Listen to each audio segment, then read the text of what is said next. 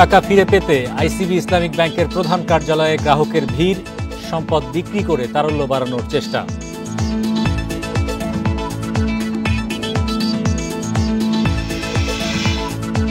টানা 6 কার্যদিবস দরপতন শেয়ারবাজারে, ডিএসইর সূচক কমল 273 পয়েন্ট, বাজার মূলধন নেই 20,000 কোটি টাকা।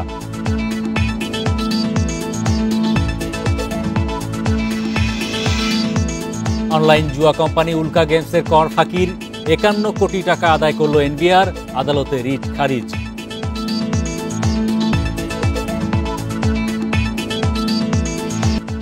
আমন্ত্রণ অর্থনীতি সারাদিনে, আপনাদের সাথে আছি হরি সাহা। শুনছিলেন শিরোনাম, এবার জানাবো বিস্তারিত।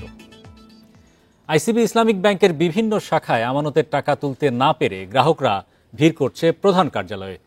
ছোট অঙ্কের আমানতও পরিশোধ করতে পারছে না ব্যাংকটি। ব্যবস্থাপনা পরিচালক বলছেন, একসঙ্গে বড় অঙ্কের আমানত তুলে নেয়ায় চাপে পড়েছে ব্যাংক।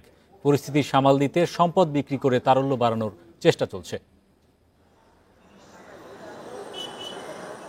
আইসিবি ইসলামিক ব্যাংকের কারওয়ান বাজার শাখার পাশেই এটিএম বুথ। সেখানে নেই কোনো নগদ টাকা। জানা যায় কয়েক মাস ধরেই এমন পরিস্থিতি। অল্প কিছু টাকার জন্য ব্যাংকের শাখায় ঘুরছেন গ্রাহকরাও। 26,000 টাকা মাত্র, কিন্তু সেটাও ব্যাংক দিতে পারছে না আর কি। তো অনেকক্ষণ বলার পরে 3,000 টাকা আর কি দিতে রাজি হয়েছে। 3,000 টাকা আমাকে দিচ্ছে। ঘটনার বিস্তারিত জানতে ক্যামেরা নিয়ে প্রবেশে বাধা দেন নিরাপত্তা রক্ষী। বাইরে থেকে দেখা যায় আরও কয়েকজন গ্রাহক, তবে কেউ টাকা রাখতে নয়, আমানতের টাকা তুলতেই ঘুরছেন দিনের পর দিন। সঞ্চয়পত্র থেকে ডিপিএস এর লাভ জমা হয়েছিল আইসিবি ব্যাংকের। আইসিবি ব্যাংক থেকে আমরা একটা ডিপিএস করছিলাম 15,000 টাকা করে প্রতি মাস। এখন মিচুর হয়ে গেছে গা, 2 মাস হয়ে গেছে গা। এখন সেই ডিপিএস এর টাকাটা আমরা পাচ্ছি না। আইসিবি ইসলামিক ব্যাংকের প্রধান কার্যালয়ে দেখা যায় এমন বেশ কয়েকজন গ্রাহককে। শাখা অফিসে আমানতের টাকা না পেয়ে ভিড় করছেন বড় কর্তাদের কাছে। বাংলাদেশ ব্যাংকের তথ্য মতে 2023 সালে ব্যাংকটি 1,823 কোটি টাকার মূলধন ঘাটতিতে পড়ে। তাদের মোট 790 কোটি টাকা ঋণের 87% মন্দ ঋণ। বাংলাদেশ ব্যাংকের লাল তালিকাভুক্ত হওয়ার খবরে গ্রাহকদের মধ্যে আস্থা সংকট বেড়েছে বলে মনে করেন ব্যাংকটির ব্যবস্থাপনা পরিচালক। চলতি বছর এখন পর্যন্ত 52 কোটি টাকা আমানতকারীদের পরিশোধ করেছি। এতে তারল্যের পুরোটাই শেষ। আগে কখনো এভাবে টাকা তুলে নিতে দেখিনি। এটা একরকম বিস্ময়কর। আমরা যার জন্য প্রস্তুত ছিলাম না। তবে গ্রাহকদের বলবো, আমাদের নতুন কোনো ঋণ অনিয়মিত হয়নি। আমানত নিয়ে আতঙ্কিত হওয়ার কিছু নাই। জুনের মধ্যে পরিস্থিতি স্বাভাবিক হয়ে আসবে। চরম তারল্য ঘাটতিতে জানুয়ারির শেষ দিকে বাংলাদেশ ব্যাংক থেকে জামানত মুক্ত 50 কোটি টাকা সহায়তা চায় আইসিবি ইসলামিক ব্যাংক। আগেই ব্যাংকটির 425 কোটি টাকা দেনা থাকায় আবেদন প্রত্যাখ্যান করে কেন্দ্রীয় bank. Hari Saha, independent news, Dhaka. সপ্তাহের দ্বিতীয় কার্যদিবসেও সূচক কমেছে 2 স্টক এক্সচেঞ্জে। ডিএসইতে প্রধান সূচক ডিএসইএক্স কমেছে 37 পয়েন্ট। এ নিয়ে গেল 6 কার্যদিবসে ঢাকার শেয়ারবাজারের সূচক কমল 273 পয়েন্ট।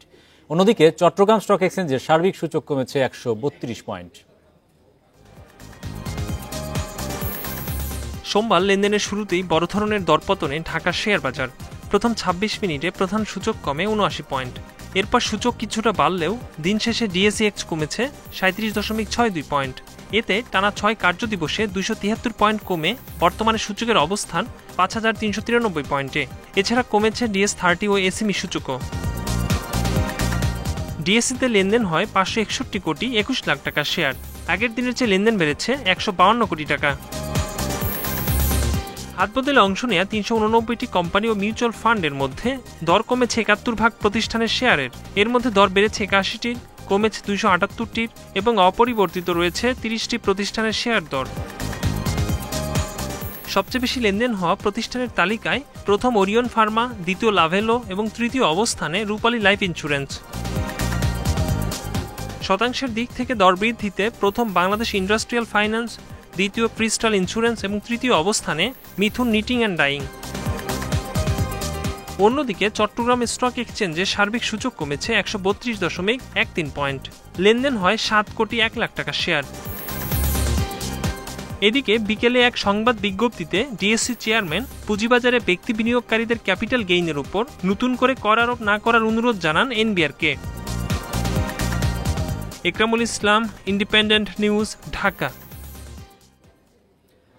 অনলাইন জুয়া কোম্পানি উল্কা গেমসের কর ফাঁকির প্রায় 51 কোটি টাকা আদায় করেছে জাতীয় রাজস্ব বোর্ড এনবিআর।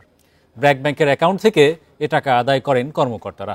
কর অঞ্চল 15-এর কর্মকর্তারা এ তথ্য নিশ্চিত করেছেন। গতকাল উচ্চ আদালতে উল্কা গেমসের দুটি রিট খারিজ হওয়ার পর এ পদক্ষেপ নিল কর বিভাগ।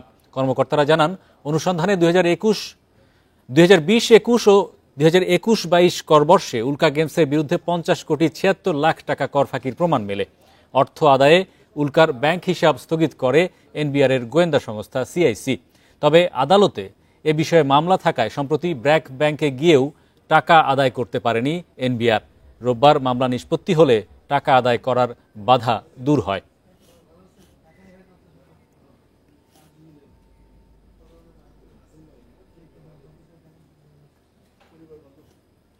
সর্বজনীন পেনশন স্কিম প্রত্যয়ের আওতায় এলে চরম বৈষম্যের শিকার হবেন বিশ্ববিদ্যালয়ের শিক্ষকরা, এমন দাবি করে প্রজ্ঞাপন প্রত্যাহারের আহ্বান জানিয়ে 4 জুন একযোগে অর্ধ দিবস কর্মবিরতি পালনের ঘোষণা দিয়েছেন তারা। সকালে ঢাকা বিশ্ববিদ্যালয় ক্লাবে বাংলাদেশ বিশ্ববিদ্যালয় শিক্ষক সমিতি ফেডারেশনের সংবাদ সম্মেলনে এ কর্মসূচি ঘোষণা করা হয়। স্বশাসিত, স্বায়ত্তশাসিত ও রাষ্ট্রায়ত্ত সংবিধিবদ্ধ বা তাদের অধীন প্রতিষ্ঠানকে সার্বজনীন পেনশন প্রত্যয় স্কিমের আওতায় আনা হচ্ছে। 13 মার্চ জারির পর এ সংক্রান্ত প্রজ্ঞাপনের প্রতিবাদ জানাচ্ছেন বিশ্ববিদ্যালয়ের শিক্ষকরা। আগামী 28 মে সকাল 10টা থেকে দুপুর 12টা পর্যন্ত এবং আগামী 4 জুন একযোগে অর্ধ দিবস কর্মবিরতি পালন করবেন শিক্ষকরা। তার আগে 26 মে সব পাবলিক বিশ্ববিদ্যালয়ে মানববন্ধন কর্মসূচি। এই ধরনের বৈষম্যমূলক একটি প্রত্যয় স্কিম কেমন করে কোথা থেকে এলো, এটির কারণ এবং এটি যে বৈষম্যমূলক আপনারা নিশ্চয়ই সকলে খুব সুস্পষ্টভাবে অনুধাবন করেছেন। শিক্ষক নেতারা বলছেন, সার্বজনীন পেনশনে শুধু স্বশাসিত, স্বায়ত্তশাসিত প্রতিষ্ঠানকে অন্তর্ভুক্ত করাটা বৈষম্য। নতুন স্কিমের কারণে 1 জুলাইয়ের আগে ও পরে নিয়োগ পাওয়াদের মধ্যে 2টি শ্রেণী তৈরি হবে।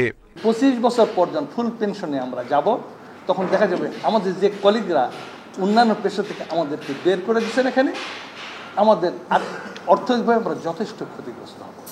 শিক্ষকদের দাবি, নতুন পেনশন স্কিমে সরকারি অন্যান্য চাকরিজীবী ও বিশ্ববিদ্যালয় শিক্ষকদের মধ্যে অর্থনৈতিক, সামাজিক ও সাংস্কৃতিক বৈষম্য তৈরি করবে। সেই সঙ্গে কমে যাবে অবসরকালীন সুবিধা। আমরা মনে করি এই পদক্ষেপ শিক্ষক ও শিক্ষা ব্যবস্থার প্রতি অসম্মান ও অবজ্ঞা প্রদর্শনের জন্য করা হয়েছে। রাষ্ট্রের স্বার্থে কোনো ব্যবস্থার পরিবর্তন করার প্রয়োজন হলে তা সকলের জন্য প্রযোজ্য হওয়া বাঞ্ছনীয়। কোনো আলোচনা না করেই সার্বজনীন পেনশন স্কিম চাপিয়ে দেওয়াটা অনৈতিক বলেও মনে করছেন শিক্ষকরা। নূরে আলম, ইন্ডিপেন্ডেন্ট নিউজ, ঢাকা। রাজশাহী নগরীতে 8টি ফ্লাইওভার তৈরিতে ব্যয় হচ্ছে 821 কোটি 93 লাখ টাকা। তবে একের পর এক উড়াল সড়ক নির্মাণের যৌক্তিকতা নিয়ে প্রশ্ন খোদ নগরবাসীর। কর্তৃপক্ষ বলছে, যানজট মোকাবিলার লক্ষ্যে এসব প্রকল্প। ব্যয়বহুল প্রকল্প নেয়ার আগে সঠিকভাবে প্রয়োজনীয়তা যাচাইয়ের পরামর্শ নগর পরিকল্পনাবিদদের। সবুজের সমারোহ আর পরিচ্ছন্নতার জন্য রাজশাহীকে বলা হয় গ্রিন সিটি। 96 বর্গ কিলোমিটার আয়তনের শহরে একের পর এক নির্মাণ হচ্ছে ফ্লাইওভার। এরই মধ্যে 3টি খুলে দেওয়া হয়েছে, চলছে বাকি 5টির নির্মাণ কাজ। শহরের পূর্ব প্রান্তে নির্মিত 3 ফ্লাইওভার খুলে দেওয়ার পর বছর পেরোলেও চলাচলে আগ্রহ নেই নগরবাসীর।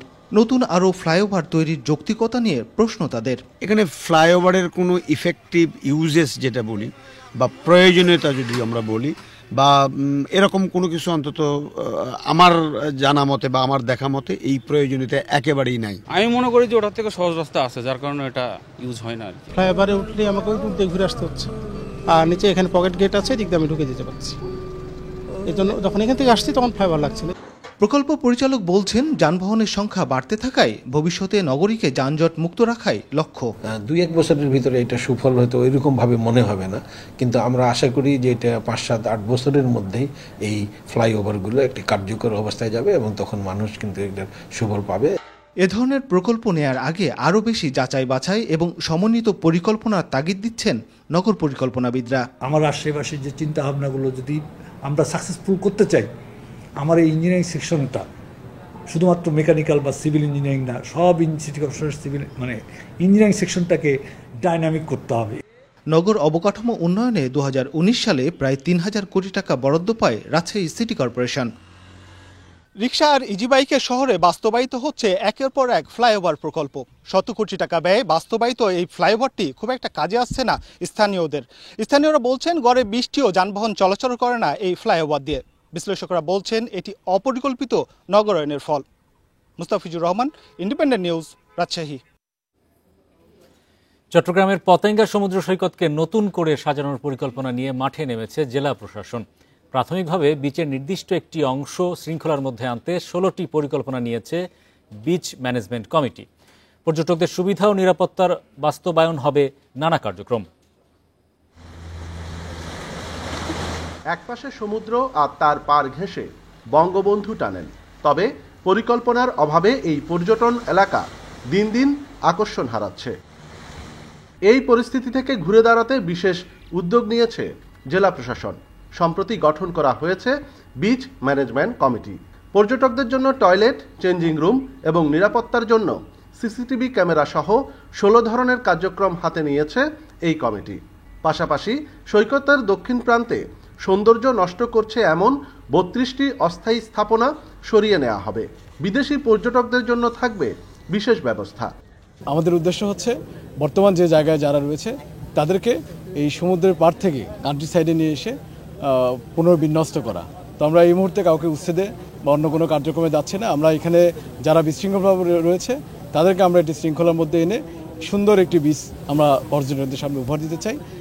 পতেঙ্গা সমুদ্র সৈকত ঘিরে এখন প্রায় 1000 অস্থায়ী দোকান, এছাড়া বিভিন্ন ভ্যান ও ছোট গাড়ি আছে আরও অন্তত 1500। এসব দোকানপাটও ধাপে ধাপে পরিকল্পনা মাফিক স্থানান্তর করা হবে। তবে সরিয়ে নেওয়ার সময় যথাযথ যাচাই বাছাই করার অনুরোধ দোকান মালিকদের। ওরা যদি সেটিং করে দোকানটা বসাই দেয়, যদি এক জায়গায় আনে সবগুলো দোকান যা আছে একটা সুন্দরভাবে বসাই দেয়, তাহলে আমাদের জন্য একটু ভালো হয় আর কি। অরিজিনাল দোকানদার ব্যবসা বাণিজ্য করেছে তাদেরকে একটু আগে বসানো হোক, এবং যারা ক্ষতিগ্রস্ত হবে তাদেরকে যেন ক্ষতি না করে, এসবগুলো দেখবে আর কি সরকার। সব দোকান যদি এক সেমও হয়, এক কোয়ালিটিতে হয়, জিনিসটা আরও সুন্দর হবে। পরিবেশটা দর্শনার্থী আইসা এখান থেকে উপভোগ করতে পারবে সাগর পার। আগামী কোরবানি ঈদের আগেই সৈকতের সৌন্দর্য বর্ধনের এই কার্যক্রম শেষ করতে চায় কর্তৃপক্ষ। অনুপম শীল, ইন্ডিপেন্ডেন্ট নিউজ, চট্টগ্রাম। এই ছিল আজকের অর্থনীতি সারাদিনে। ইন্ডিপেন্ডেন্ট টেলিভিশনের সব খবর জানতে চোখ রাখুন ফেসবুক, ইউটিউব এবং এক্সে। আমন্ত্রণ আমাদের পরের আয়োজনে।